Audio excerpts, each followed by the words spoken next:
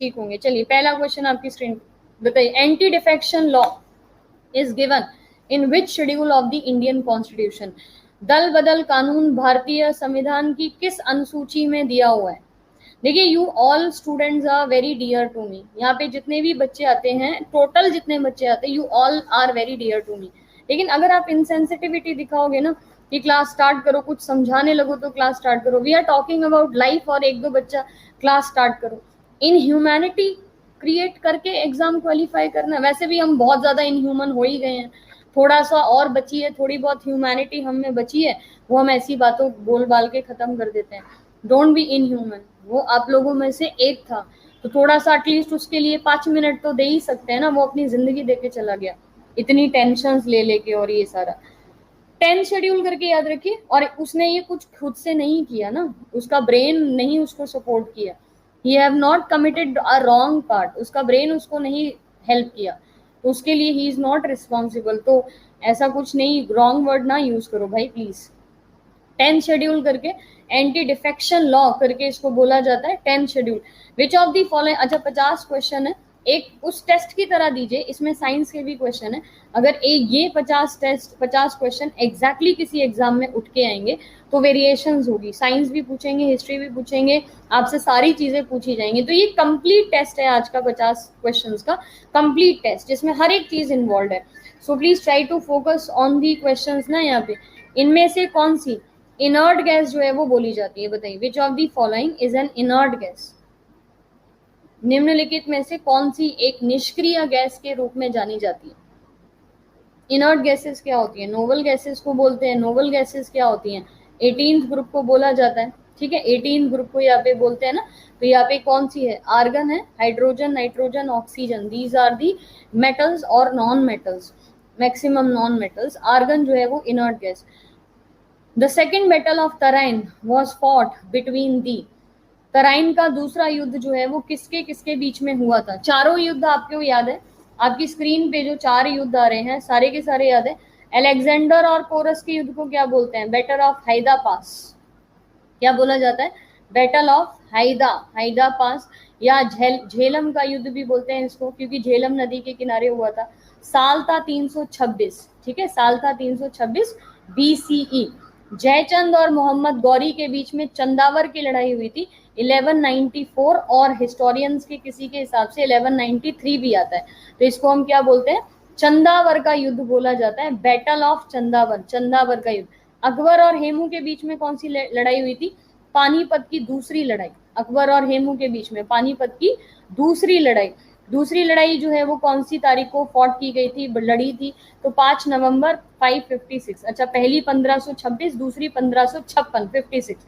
मोहम्मद गौरी और Prithviraj, second battle जो है वो 1192, पहली बैटल 1191। पहली बैटल में मोहम्मद गौरी हारा था और 1192 में पृथ्वीराज चौहान को हरा दिया गया था, ठीक है, Prithviraj Chauhan.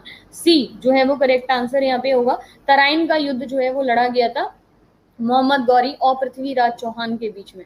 Which one of the following is the most abundant element on metal, metal, which one of the following is the most abundant metal on the earth crust, यानी कि पृथ्वी की भूपर्पटी पे सबसे ज्यादा मात्रा में पाया जाने वाला जो एलिमेंट है उसको metal, sorry metal, metal element लिखेंगे तो आंसर चेंज हो जाएगा ना अपना।